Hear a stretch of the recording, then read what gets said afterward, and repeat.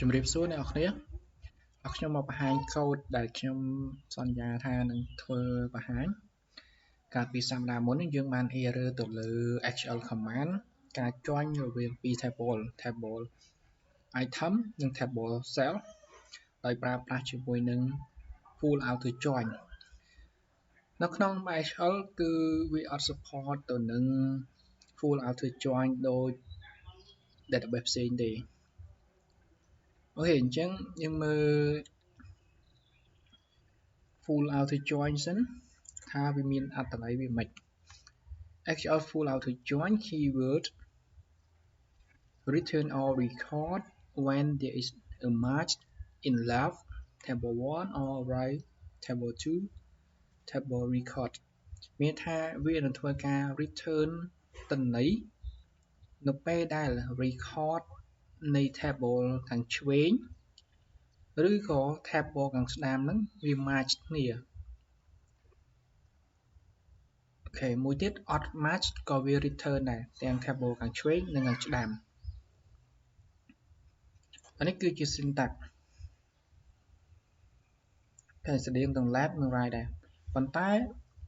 ខ្ញុំបញ្ជាក់ម្ដងទៀតថានៅក្នុង MySQL គឺវាអត់ support full auto join ហ្នឹងទេតែក៏យើងអាចប្រើ join ផ្សេងទៀតក្នុងការជំនួស full auto join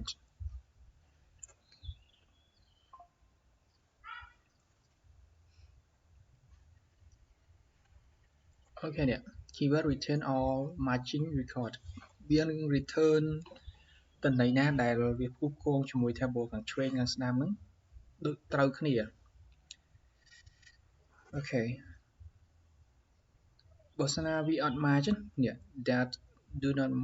have match in order or if there are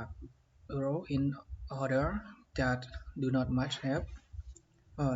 do not have match in customer those row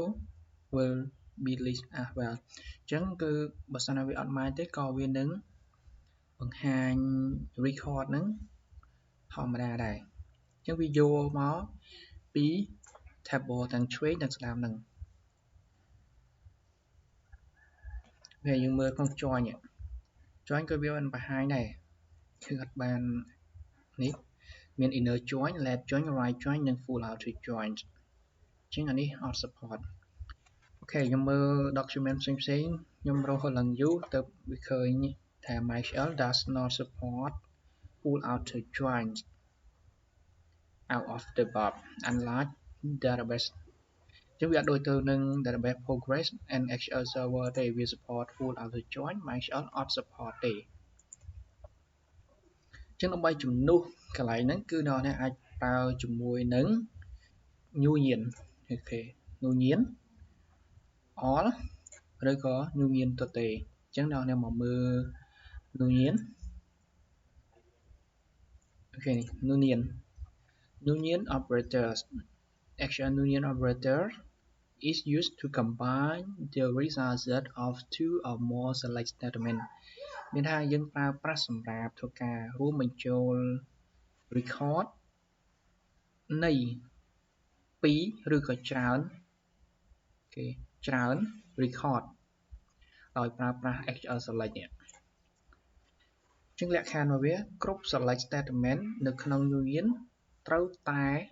មានចំនួន column ដូចគ្នាឧទាហរណ៍មាន3គឺ3 column ដូចគ្នា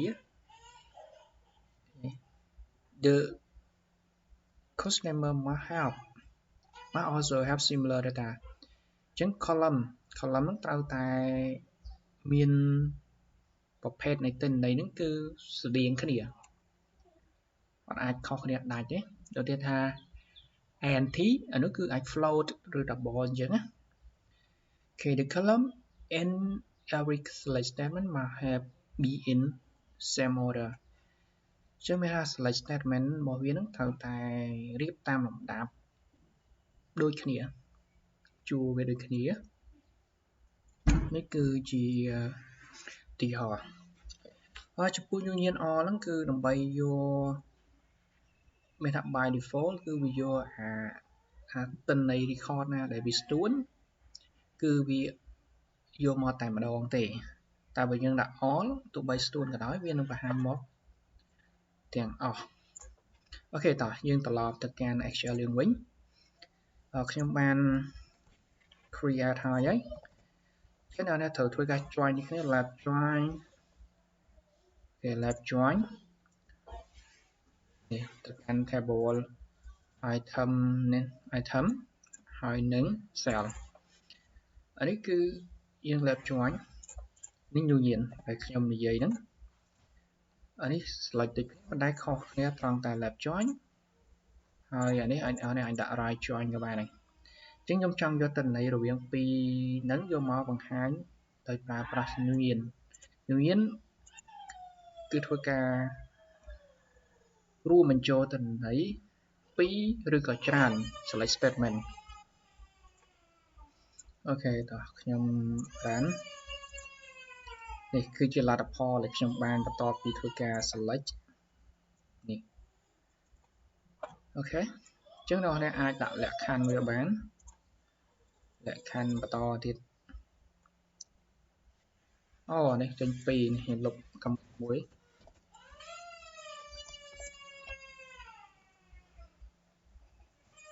អូខេ go នេះគឺជាលទ្ធផលដែលយើងបាន query